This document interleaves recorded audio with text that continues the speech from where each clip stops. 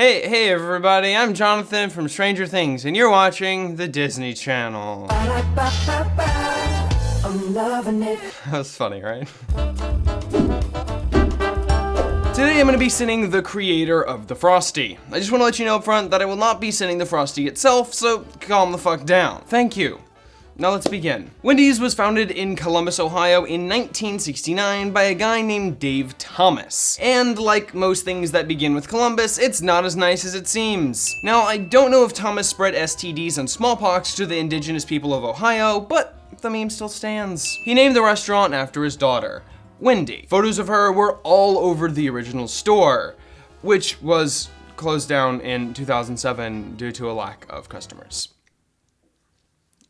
One thing Wendy's is known for is their square hamburgers. Like, they're proud of it. They like how the corners don't fit on the circular bun, which means Wendy's is a dick to OCD. In October of 2016, a 15-year-old kid found Lil Ugly Dude printed at the bottom of his receipt where his name usually goes. And while I personally find that fucking hilarious, it's not the best PR move. Some people think this Wendy's commercial contains blackface. In reality, it's just a bee with lips added on. But hey, Wendy's, you should have seen that coming. There was that one time when Wendy's tweeted out a Wendyfied Pepe after people decided Pepe was a hate symbol. So on one hand, I want to be like, yay, look at you guys fighting the good fight and making memes and not the shit that everyone else has made them into.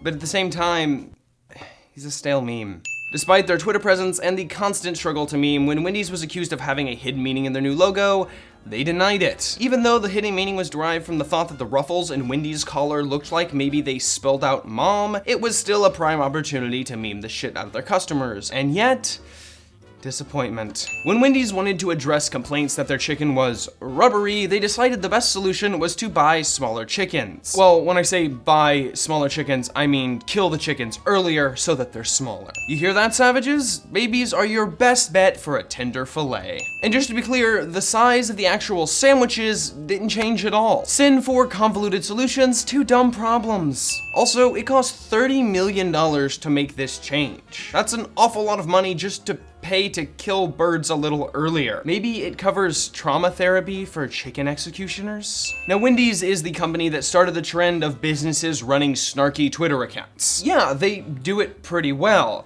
but not everyone does, and someone has to take the blame.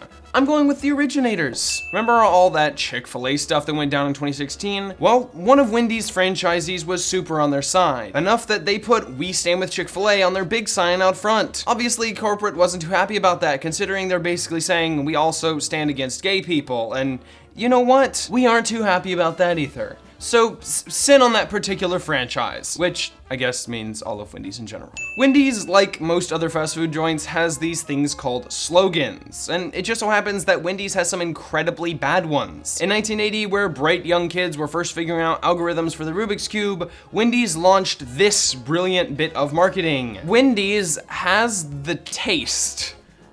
Next, in a potentially racist but definitely exclusive campaign that ran from 82 to 85, the fast food joint told customers that they're Wendy's kind of people. What qualifies someone as a Wendy's people? And what do I have to do to not be included in that? In 1983, the year Motorola put out the first ever mobile phone, a breakthrough in communication technology, Wendy's managed to come up with this ringer of a slogan. And parts is parts. Parts is parts.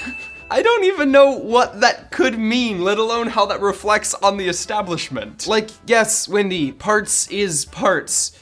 Actually, no, parts are parts. Jesus Christ, what are you even going for? Now, you may have seen "Where's the Beef" faintly printed on an old t-shirt at your local Goodwill, but I'm guessing you didn't know what that meant.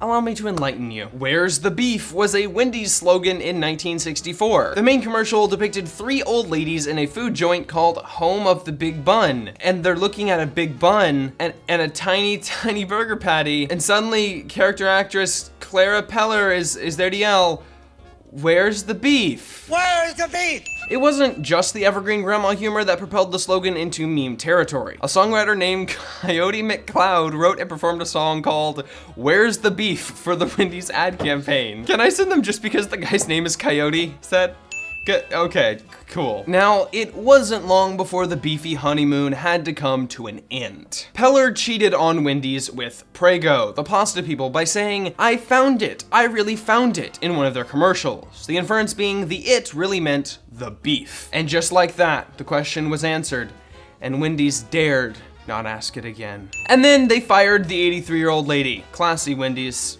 Real classy. Their next slogan was "Choose Fresh, Choose Wendy's," which one could choose to read as an ultimatum if they wanted to be particularly difficult, which I do. Which is it, Wendy's? Fresh or you? The slogan, "Give a little nibble." Oh my god. The slogan, "Give a little nibble." I can't do this one. The slogan, "Give a little nibble," followed after.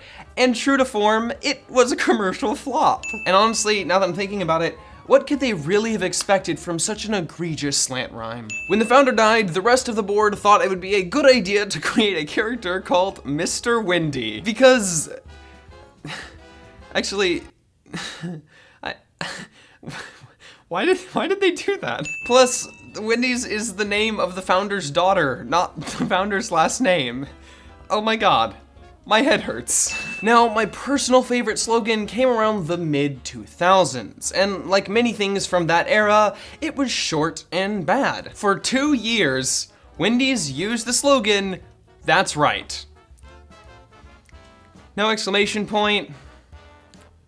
Just "That's right." You know shit's bad when your use of a song in a commercial leads to the disbanding of a group, which is exactly what happened when Wendy's used a Violent Femme song in a 2007 ad. Wendy's, was it really worth it? "What are you?" The cod replied, "A cod. What are you?" "I don't know. Where are you from?" Oh god. No, it wasn't at all. Oh my god. Wendy herself started appearing in commercials in 2010. Now, if you're raised on fast food, the odds are you're not going to be the skinniest of people.